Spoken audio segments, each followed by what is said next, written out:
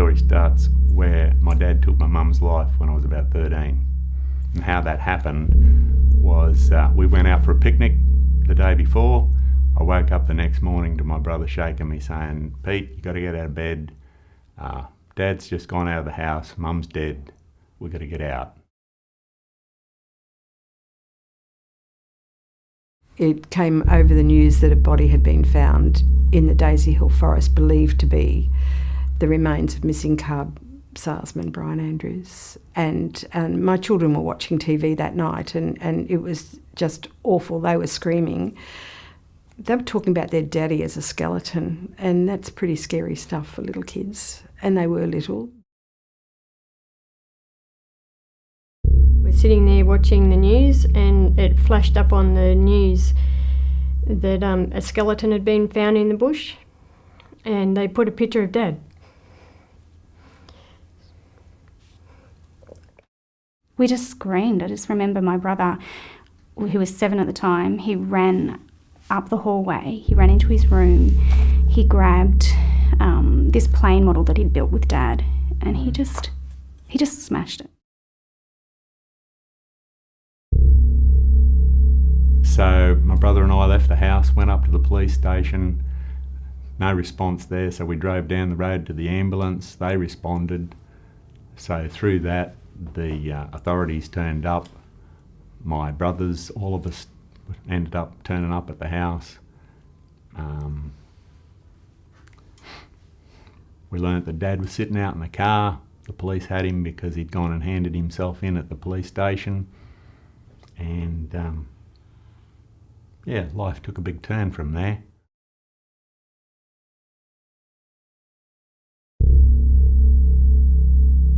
Early morning, it was 6 a.m.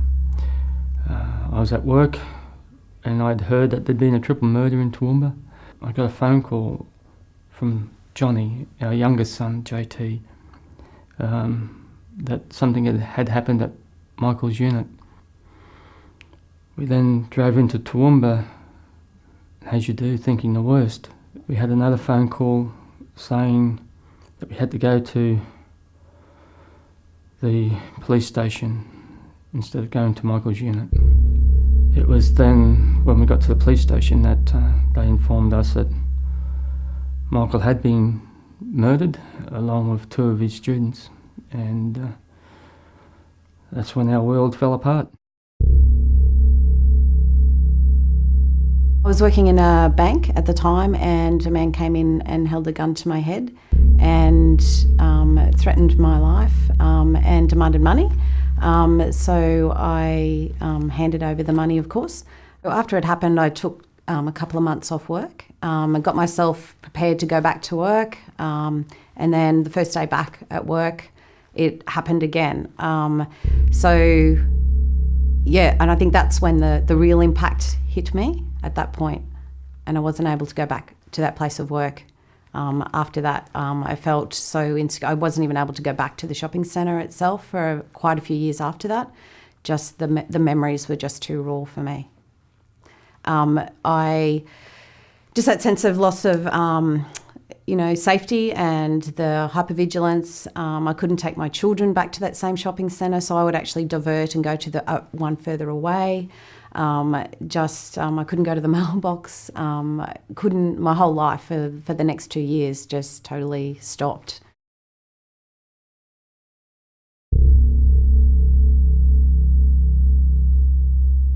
Two boys went across the road and stole a bottle of rum, drank the rum, and then, which was one of the boys, killed Tyson, one of Michael's students, in the garage. They then went inside the unit, where killed David Lyons. Then they decided to start raping a young lady that was there in front of her 3-year-old child. Michael, being Michael, put his hand up and said, "Stop doing what you're doing to my students, my kids. Do what you want to me. but leave my kids alone. They don't need this. They don't deserve this. So they did. They tortured him for 6 hours. And then they told one of his students to then kill Michael, or he too would be killed. And honestly, if I was a 16-year-old boy and just seeing what I'd seen, I don't know what I'd do either. So this young lad killed Michael. He did a few other things, but he took Michael's life. They disfigured Michael so much so that the only way we could identify Michael was by DNA. All we saw of Michael was his right hand, and that's how we said goodbye to Michael.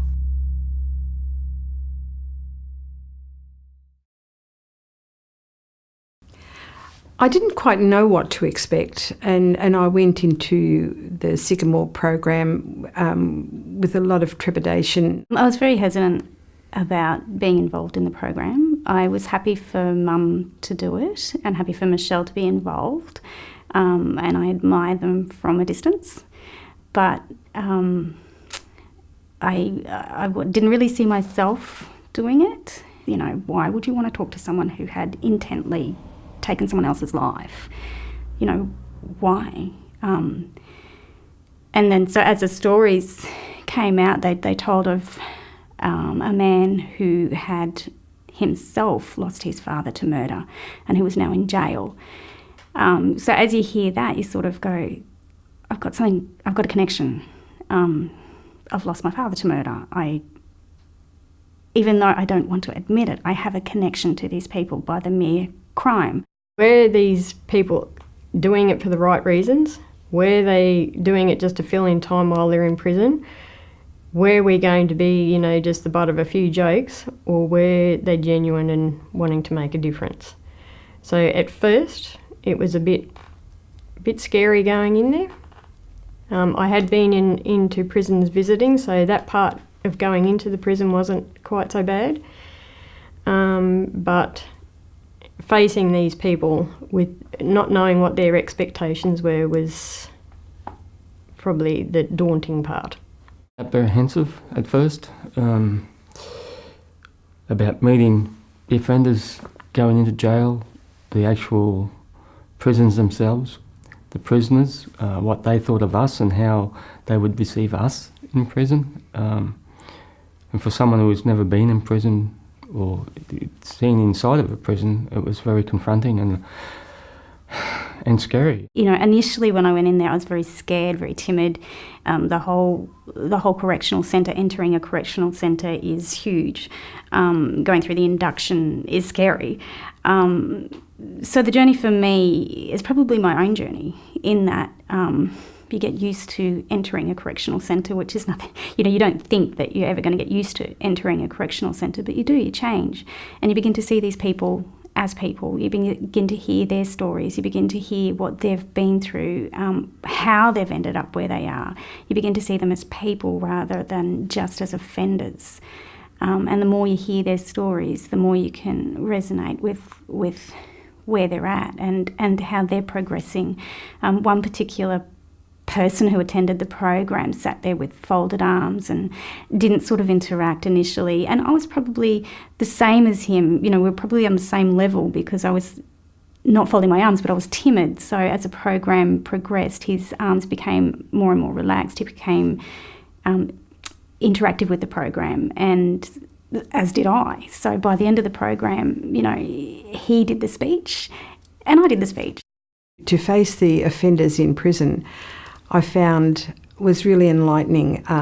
They weren't horrible people. They were young men who had had terrible childhoods. Terrible things happened to them, and that's the result of their lives. have been really in an upheaval, and I wanted to mother them. There was a part in the program called the ripple effect, and we did a practical illustration where we had a little pot of water and we dropped a stone in it, and just like on a lake, the ripple effect of the water going out as ripples until it finally either stops or gets to the very edge. Seeing that actual visual bowl of water with the penny being dropped in, or the stone being dropped in the water, and seeing those ripples expand out was mesmerising, and it was kind of thought-provoking in terms of, well, who are those inner circles and who are the circles outside of that? And being able to document on the circles in our books around, well, who are the people that are immediately affected and those outside of that, and then the bigger picture, and then I guess looking at in terms of our years, like the first year who was affected, and the second year, and for myself, how have I been affected throughout those years, and how has it changed me? And that ripple effect goes on and on and on. It's not just us that's affected, it's you're the extended family, and then it's your friends, and then it's the work colleagues and the community. And when you start looking at the list of people that are affected by a crime, and then it's also the offender's family, the offender's friends, the offender's work colleagues or community or neighbours. It goes out that way as well. So it goes out always. And looking at that lesson was pretty hard for us and for some of the offenders too, because it actually brought them to tears when they realised how many people had been affected by their one bad choice. My father walked Michelle down the aisle, and I walked Belinda down the aisle. My son walked Simone down the aisle. I've only got 3 daughters. My son was proud to do it, my dad was proud to do it, I was proud to do it, but it was Brian's place to do it. And somebody stole that. I was the first one to share my story when we went in, when the course began. And in amongst that, I'd given some thought to it, and the thing that I wanted to impart to the fellas in there was to encourage them that the separation that I'd experienced, there was a hope that they could overcome.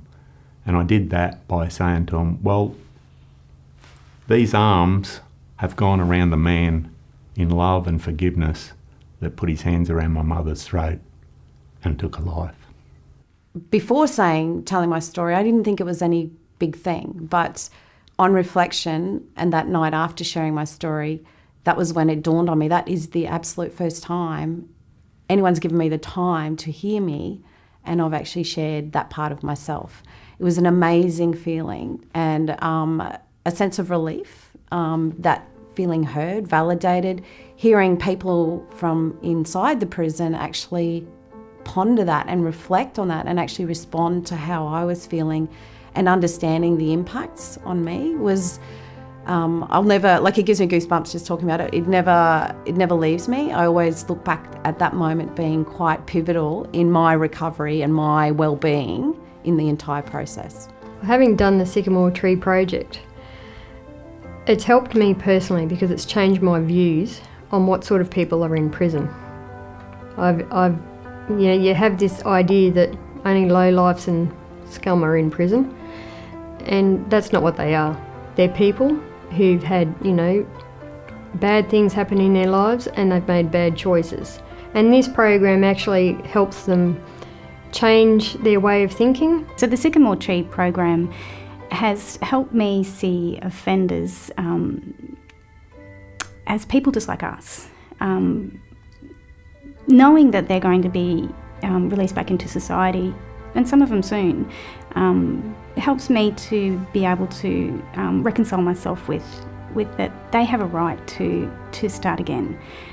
Previously, I probably wouldn't have thought that. I probably would have thought keep them behind bars, keep them locked away. If we can take down those walls that we have, and not so much embrace them, but understand that they need to start again. And if we can allow them to start again without our prejudices and our presuppositions about who they are as people, they now have a clearer idea of what crime does to the victim. And you really do see a change in them. And some of them, like in prison, you're not supposed to cry. You're not supposed to talk about these things. I have seen inmates cry. I have seen them talk about these things. They are... One comes to mind, he was just so remorseful. He just about breaks down every time he sees us. When you walk through the prisons,